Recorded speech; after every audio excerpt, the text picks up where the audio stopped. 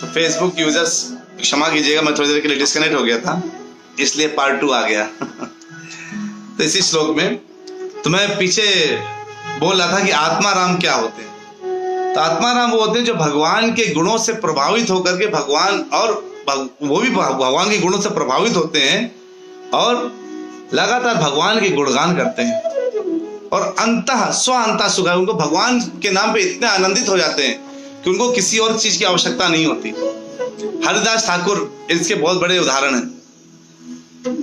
वो एक बार जपा करने बैठते हैं तो 3 लाख बार भगवान का नाम लेते हैं और उनके जो है जब व्यक्ति आगे बढ़ता है अपने किसी भी क्षेत्र में तो उनसे जलने वाले लोग मिल जाते हैं। और जो जलने वाले लोग हैं वो कैसे होते हैं? ईर्ष्या वाले लोग। ईर्ष्या के लोग जो है वो भगवान को, वो जो भगवान के भक्त होते हैं या किसी भी दिशा में आगे बढ़ने वाले होते हैं, उनको गिराने की कोशिश करते हैं।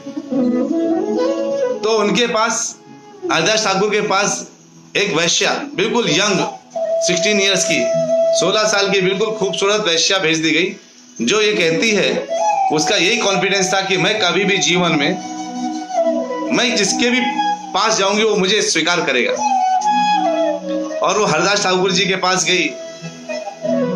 शाम का सोचिए, जंगल का एकांत समय है, शाम को वो पहुंचती है और उनसे प्रणय के लिए बोलती है।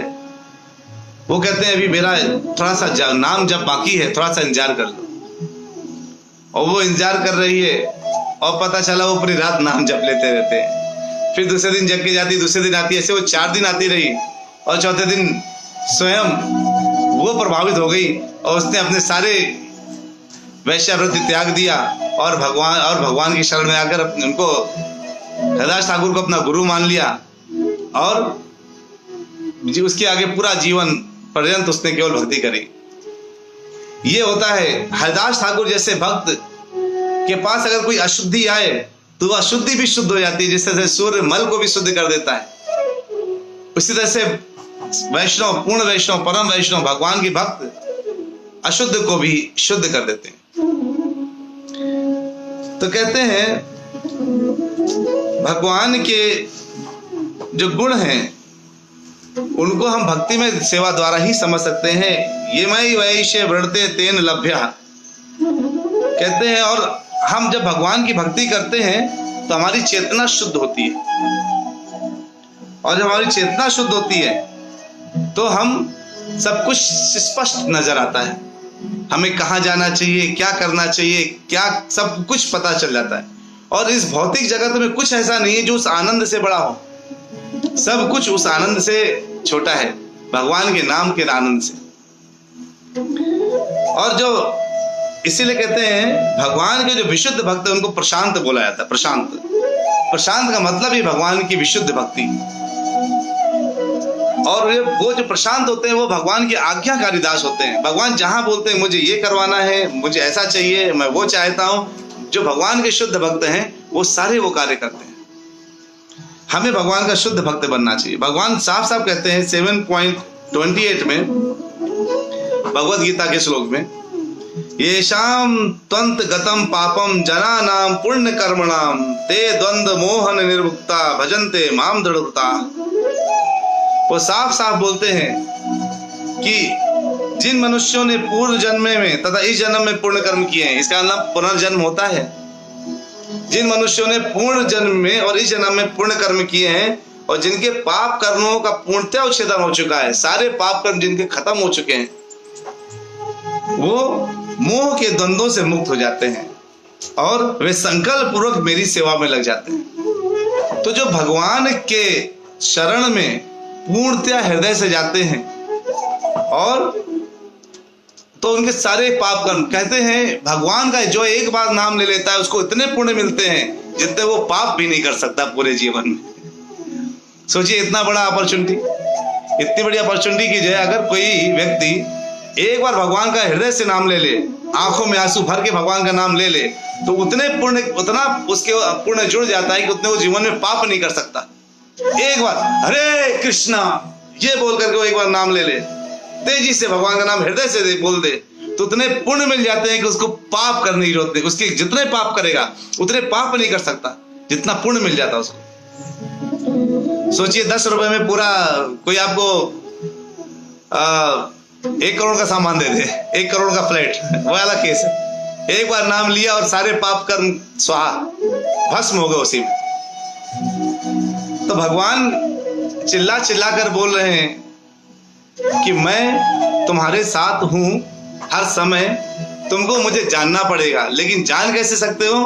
केवल भक्ति के द्वारा मुझे जाना जा सकता है, ज्ञान के द्वारा। योगी ज्ञानी ये सब के पीछे कुछ ना कुछ वो चाहते हैं। योगी भी चाहता है कि मुझे मोक्ष मिल जाए, कुछ ना कुछ ज्ञानी भी चाहता है कि मुझे ये मिल जाए वो मिल जाए। लेकिन भक्त क्या चाहता है? वो केवल कहता है कि मुझे केवल हर समय में आपकी भक्ति करने का मौका मिल जाए। न धनम न जनम न सुंदरी कवितां वा जगदीश कामये मम जन्मनि जन्मनीश्वरे भवतार भक्ति रहे तु की त्वयि। कहते हैं न धनम, न धन चाहिए, न जन्म, न मुझे लोग अनुयायी चाहिए कि मुझे लाखों लोग मुझे मेरे पीछे पड़ रहे, फॉलोअर्स हैं। न धनम न जन्म न सुंदरीम, न मुझे कोई बहुत स्त्रियों की लालसा है। कविताम वा जगदीश काम, या मेरे लिए कोई बहुत तारीफ के बड़े बड़े बोल बोले, मुझे वो भी पसंद नहीं। मम जन्मनि जन्मनीश्वर है, मैं हर जन्म में भवतार भक्ति रहत की तो मैं आपका भक्त बने रहना चाहता हूं। ये भक्त बोलता है। जब भगवान की सेवा हम इस भाव से करते हैं, भगवान की पूजा हम इस लगन से करते हैं, इस हृदय के साथ करते हैं, तब भगवान हमें अपना दर्शन देते हैं। तब भगवान हमारे सम्मुख प्रेजेंट अपने आप को व्यक्त करते हैं। नहीं तो वो लास्ट टाइम पढ़ा था हमने, वो हमेशा अव्यक्त रहते हैं। वो अव्यक्त है नहीं, वो हमारे लिए हैं। हम वो कल्पनीय भी वो, लेकिन केवल भक्तों के द्वारा वो कल्पनीय है, कल्पना में आ सकते हैं और उनको अपने आप को रिवील करते हैं भक्तों के लिए। भगवान को जानना है तो भगवान की भक्ति में लगना है। भगवान को जानने में जो सुकून मिलता है, आपको वो आनंद इस दुनिया में किसी भी कार में नहीं मिलेगा। एक बार उस आनंद को तो देख उठा के देखिए। भगवान का नाम लेने से जो मुंह में मीठापन आता है, जो हृदय में सुकून मिलता है, वो किसी भी और दूसरे काम में नहीं मिल सकता। अब जरा प्रभु जी का एक क्वेश्चन था, अभय प्रभु जी गाजियाबाद से प्रश्न पूछा उन्होंने, सुख दुखे समय कृत्वा लाभा लाभो जया जयो, इसका मतलब क्या है? उन्होंने पूछा प्रभु जी। सुख दुखे समय कृत्वा, बहुत महत्वपूर्ण श्लोक है। सुख दुखे, सुख है दुख है उसमें समान रहने वाला, लाभा लाभो, लाभ है या हानि है उसमें भी समान रहने वाला, जय है या पराजय है, यानी इन सब चीजों को समान दृष्टि से देख करके जो केवल अपने कर्म को लगातार करता रहता है, वो जो है वो व्यक्ति क्या होता है? उसको कोई पाप नहीं लगता। कहते हैं सुख दुखे समय कृत्वा लाभा लाभो जया जयो ततो युद्धा युजस्व नैवम पापम अवाप्स्यसि। उसको कोई पाप नहीं लगेगा अगर कोई क्या करता है? सुख दुख हानि लाभ जय पराजय में सेम व्यवहार करता है। ये तो बहुत मुश्किल हो गया, सुख दुख हानि लाभ जय पराजय में सेम व्यवहार करना। देखिए ये जो जीवन है ना, इसमें सुख भी होगा तो 100% दुख होगा, और आज दुखी है तो 100% सुख आने वाला है। लोग दुख के समय में आत्महत्या कर लेते हैं और सुख के समय में फूले नहीं समाते। कहते ना, कनक कनक ते 100 गुनी मादकता अधिकाय, या खाए बोराए जग वह पाए बोराए। कनक मतलब सोना और कनक मतलब धतूरा। कनक कनक ते 100 गुनी मादकता अधिकाय, अगर ज्यादा सोना मिल जाए या ज्यादा धतूरा मिल जाए तो क्या होता है? या खाए बोराए जग, धतूरा खा लेने से इंसान पागल हो जाता है और बहुत सोना मिल जाने से इंसान पागल हो जाता है। सोचिए, कनक कनक ते 100 गुनी मादकता अधिकाय। तो कहते हैं, लेकिन भगवान इसको उल्टा बोल रहे हैं, ऐसा नहीं होना चाहिए। क्या होना चाहिए? सुख दुखे समय कृत्वा। अरे सुख आया है तो दुख आएगा, और दुख आया है तो सुख 100% आने वाला है। क्योंकि ये दुखालय मासा, हम जहां पे आए हैं ये दुख काल है। काजल की कोठरी से अगर हम बाहर निकलेंगे तो काजल की कोठरी से अगर बाहर निकलेंगे तो कालिक तो लगेगी लगेगी 100%। है ना। काजल कोठी से बांटने के लिए काली लगेगी ही नहीं। ये तो दुखालय, भगवान कहते हैं दुख का हाल है, तुम यहाँ दुख झेलने आए, लेकिन किसको दुख नहीं फील होगा, किसको दुख, कौन तीनों तापों से हट सकता है, कौन। भगवान कहते हैं जिस तरह से आप जब रिक्शे में बैठते हो और गड्ढा आता है तो क्या होता है, शरीर टूट फूट जाता है, लेकिन वही BMW में बैठे हैं और गड्ढा है तो क्या, वो बड़े आराम से वो गड्ढा निकल जाता है। उसी तरह से इसने अपने अंदर भक्ति को डाल दिया। जो भक्त बन गया, जो भगवान की सेवा में लग गया, वो क्या होगा, उसको अगर दुख आएगा भी तो वो चला जाएगा। इधर सौम्या प्रभु जी ने एक क्वेश्चन पूछा है, भगवान क्यों अच्छे लोगों को ज्यादा प्रॉब्लम देते हैं। बहुत अच्छा प्रश्न है प्रभु, इसमें ये बहुत गहरा प्रश्न है, इसको हम लोग कल उठाएंगे प्रभु उदाहरण के साथ। आज समय खत्म हो जाएगा, अपने पास 2-4 मिनट बचे हैं, इस प्रश्न को हम कल उत्तर लेंगे। हम डेली यही करते हैं, जो हमारे पास प्रश्न आते हैं आप सब लोग अपने प्रश्न डाल दीजिए, उन सब के प्रश्नों का उत्तर हम नेक्स्ट क्लास में लेंगे। तो कल आप जरूर आइएगा, समय से आ जाइएगा प्लीज, तो आपको इसका उत्तर मिलेगा कि भगवान क्यों अच्छे लोगों को प्रॉब्लम देते हैं। इसका उत्तर हम लोग कल करेंगे। और तो सुख दुख के तो हमें हर परिस्थिति में क्या रहना चाहिए, समान भाव रहना चाहिए, कोशिश करना चाहिए। ज्यादा सुख आ रहा है, अच्छी नौकरी लगी, बहुत खुश हो गए, और थोड़ा सा नौकरी छूटने के डर हो गया तो बहुत दुखी हो गए। हमें ये अंदर से, हृदय से ये हमेशा प्लान करना चाहिए, ऐसा रहना चाहिए कि मेरे पास चाहे सुख आए चाहे दुख आए, वो मैं भगवान को समर्पित कर दूंगा। तो जैसे आपको सामान लेके आते हैं तो भगवान को दिखाइए, सुख आता है तो भगवान के सामने प्रेजेंट करिए, भगवान मुझे हाइक मिल गई है, मुझे प्रमोशन मिल गया है, या मुझे बहुत अच्छी नौकरी मिल गई है, ये आपकी वजह से है, आपकी वजह से, मैं तो आप पर डिपेंडेंट हूँ, अगर आपने मुझे दिया तो मुझे कोई दिक्कत नहीं है। और दुख मिला तो भी भगवान आपकी इच्छा होगी तभी मुझे आप दुख दे रहे हैं, पक्का मेरे लिए कोई दूसरा प्लान होगा।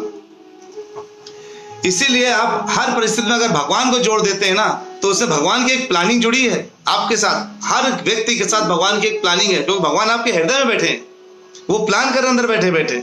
इसलिए आप बिल्कुल चिंता मत करें, सुख हो दुख हो वो समय पक्का जाने वाला है। सुख का समय अगर जा रहा है तो दुख का समय भी जाएगा। आप ऑब्जर्व करिए, अपनी लाइफ पे सोचिए, अगर आप कभी जीवन में सुखी थे तो कभी जीवन में आपको दुख भी पक्का मिला होगा, और जब कभी दुखी थे तो एक समय अचानक सुख जरूर मिला होगा। अगर भगवान बैलेंस करके नहीं चलेंगे तो जीवन चलेगा कैसे। केवल सुखी सुख मिलता रहा तो फिर हमें दुख भूल जाएगा। इसीलिए इस श्लोक को अपने हृदय में रखिए और इस बात को विश्वास करके रखिए कि भगवान कह रहे हैं कि अगर आप इस भाव से काम करेंगे तो आपको किसी भी कर्म में कोई पाप नहीं लगने वाला। और कल परमजीत प्रभु ने एक क्वेश्चन पूछा था, शरणागत धाम क्या होता है। ये शरणागत धाम नाम का कोई धाम नहीं प्रभु, लेकिन शरणागत करके भगवान का धाम प्राप्त होता है, ये अवश्य है। तो हम अगर भगवान को शरणागत करते हैं, सरेंडर, भगवान कहते हैं अगर तुम मेरे शरण में आते हो, अगर मुझे शरण ग्रहण करते हो और अंत समय में, अंत काले चमामेवा, अंत का समय पे अगर तुम मेरे ध्यान करके, मुझे सोच करके अपना अंतिम सांस छोड़ते हो, प्राण त्यागते हो, तो क्या होगा। अगर अंतिम समय में तुमने मुझे सोचकर प्राण त्यागा तो उस वक्त मैं तुमको अपने धाम बुला लूंगा। यह है शरणागति के द्वारा धाम को प्राप्त करना। तो इसीलिए आप सब लोग भगवान की शरण में रहिए। अगर माता पिता का हाथ सर के ऊपर रहता है बच्चों में, जो बच्चे छोटे होते हैं तो पूर्ण रूप से स्वतंत्र होते हैं बच्चे, पूर्ण प्रसन्न, उनको कोई टेंशन नहीं, कमाना क्या है, खाना क्या है, कैसे आ रहा है, कोई चिंता नहीं। अगर आप भगवान को हाथ उठाकर बोलते हैं हरे कृष्णा कृष्णा कृष्णा हरे हरे, हरे रामा रामा रामा हरे हरे, अगर भगवान से ऐसे हाथ उठा के विनती करते हैं तो जैसे बच्चा कहता है ना, हाथ उठा के गोदी, मम्मी पापा गोदी ले लो, पापा गोदी, मम्मी गोदी, तो पापा क्या करते हैं, गोद। अगर एक जगह कोने बैठ के बोला गोदी ले लो गोदी, तो कोई नहीं सुनते।